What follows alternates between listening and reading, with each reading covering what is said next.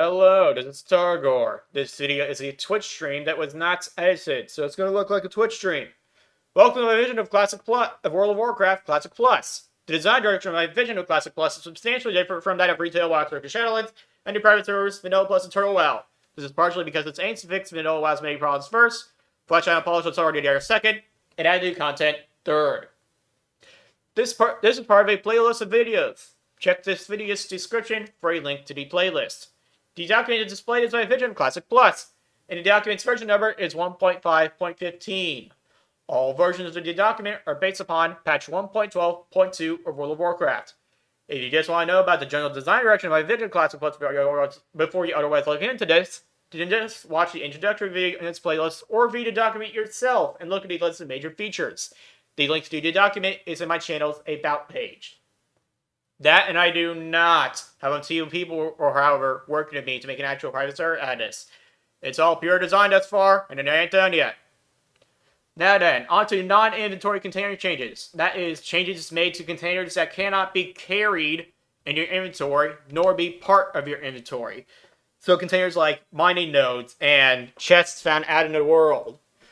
Anyway, a container's loot will be generated when it is first looted rather than when the container spawns. This will theoretically prevent hackers and such and whatnot from forcing certain loot to drop from dungeons and raids.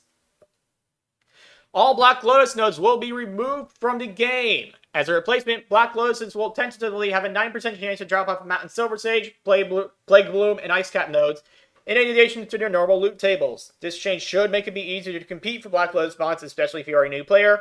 Knowledge of the game's mechanics and whatnot should indeed be rewarded, but rewarded it by as much as having Black Lotus be their own nodes was going overboard.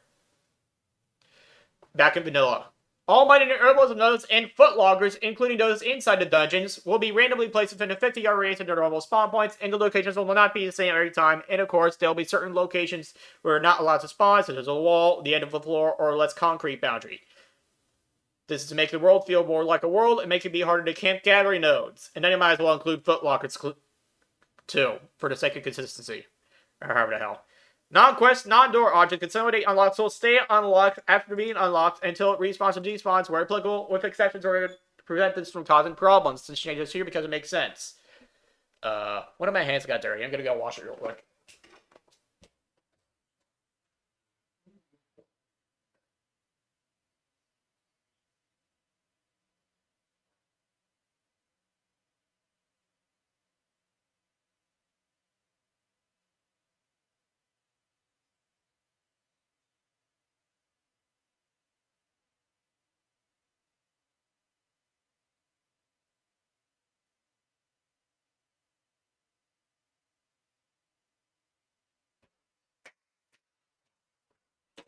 Okay, I'm back.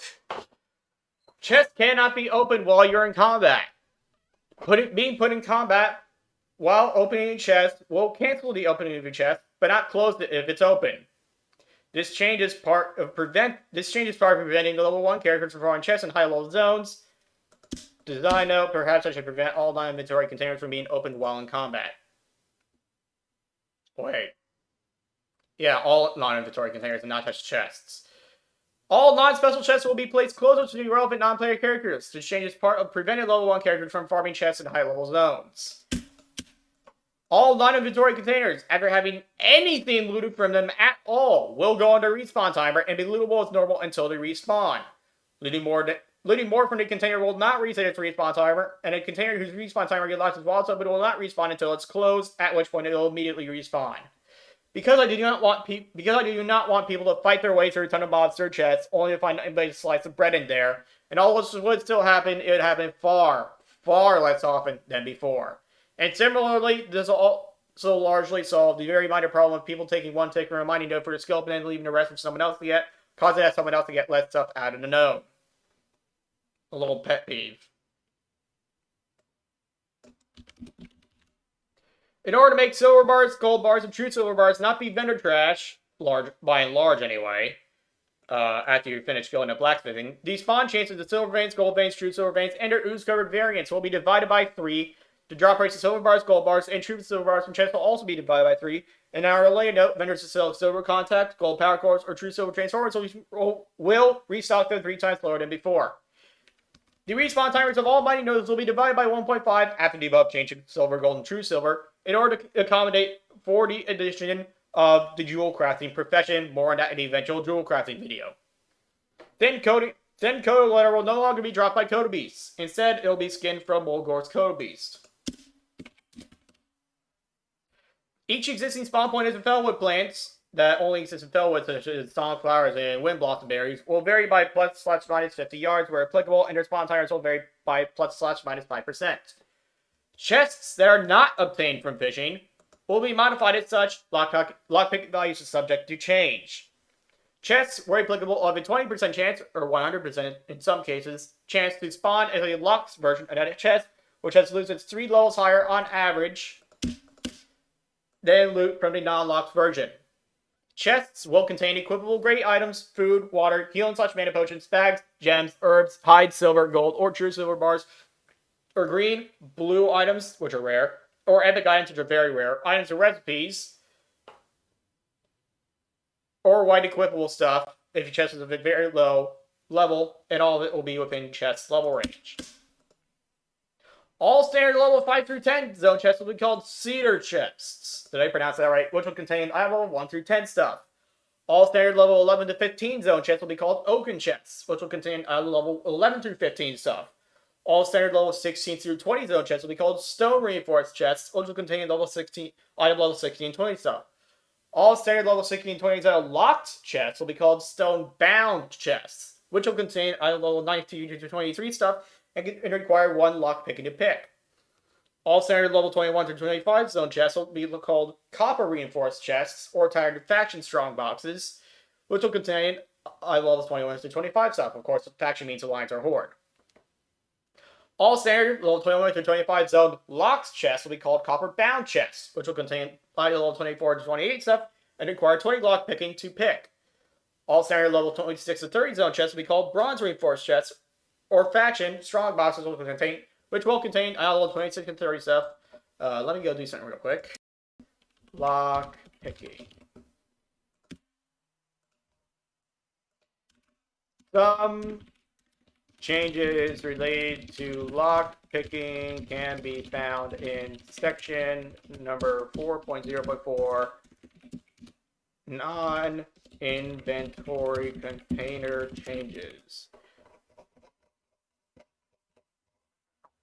Yep, oh wait, that's 5, not 4. I do have the correct stream title, right? Okay, yeah, I do. Okay, good. Yes, all level 26 to 30 zone locked chests will be called bronze. All standard level 26 to 30 zone chests will be called bronze reinforced chests or alliance or horde strong boxes, which will contain level 26 to 30 stuff. All standard level 26 to 30 zone locked chests will be called bronze bound chests, which will contain iron level 29 to 33 stuff and require 45 lock picking to pick. All standard level 31 to 35 zone chests will be called iron reinforced chests or sturdy alliance or horde lock boxes, which will contain level 31 to 35 stuff. Level 31 to 35 iron level stuff. All standard level 31 to 35 zone locked chests will be called iron bound chests, which will contain iron level 34 to 38 stuff and require 75 lock picking to pick. All standard level 36 to 40 zone chests will be called steel reinforced chests, which will contain iron level 36 to 40 stuff. All standard level 36 to 40 zone locked chests will be called steel bound chests, which will contain iron level 39 to 43 stuff and require 1 to 10 lock picking to pick. All standard level 41 to 45 zone chests will be called mithril reinforced chests, which will contain iron level 41 to 45 stuff. All standard level 41 to 45 zone lock chests will be called mithril bound chests, which will contain iron level 44 to 48 stuff and require 150 lock picking to pick. All standard level 46 to 50 zone chests will be called thorium reinforced chests, which will contain item level 46 to 50 stuff. 46 to 50 stuff. All standard level 46 to 50 zone lock chests will be called thorium bound chests, which will contain item level 49 to 53 stuff and require 195 lock picking to pick. All standard level 51 to 55 zone chests will be called enchanted thorium reinforced chests, which will contain item level 51 to 55 stuff. All standard level 51 to 55 zone lock chests will be called enchanted thorium bound chests, which will contain item level 54 to 58 stuff and requires 245 lock picking to pick. All standard level 56 to 60 zone chests will be called arcanite reinforced chests, which will contain unleveled 56 and 60 stuff. By the way, when I say zone, I actually mean subzone in all of these cases. All standard level 56 to 60 zone locked chests will be called Arcanite bound chests, which will contain item level 59 through 63 stuff, so the good stuff that you can get, the best stuff you can get before raids anyway, and it'll require 300 lockpicking to pick. New chests will be added to 40-man raids, which will be called either A, Zolion chests, B, Minor Cache of the Fire Lord, C, Minor Cache of Black Dragonflight, D, Minor Scourge Cache, or E, Minor Courage Cache, depending upon which raid it's found in. These chests are trapped and locked. Yes, you have to disarm them first, and require 310 lockpick to pick and 310 trap disarming to disarm. More of that in a different video. Any chests themselves will contain well 63 to 65 stuff with 10 times the normal chance of blue and epic items. These chests take 30 seconds to lockpick, and opening them or beginning to pick their lock will, disarmed or not, aggro every mob within a 100-yard radius of your presence every time you attempt to do so. These changes are made to clean up chest contents and names, to flush them out, and because it makes sense for locked chests to have better stuff than unlocked chests have. And it'll help to flesh out 40-man raids. By the way, these are the best chests that can be found in 10/20-man raids. The Cache of the Fire Lord will require 310 lockpicking to open, as will the 4 Horseman chests. The corpses of all enemies in 40-man raids that have loot will only despawn after 6 or more hours have passed, or the raid resets, allowing speedrunners to clear raids before they loot anything, if they manage to clear it in 600 or less hours, but I really should not call themselves speedrunners, so they can't do that, probably. Except in the early days of the game. Anyway, allowing the speedrunners to clear raids before they loot anything, and not just the ones that score high on the leaderboards. After being looted, this corpse will not go back to its normal despawn timer if a gathering profession can still be used. If a gathering profession can be used on it, so like skinning, mining, I don't think engineering because none applicable. Because none of them are applicable. Yeah, so yeah, gathering professions, and that's all I got for non-inventory container changes. Thanks for watching.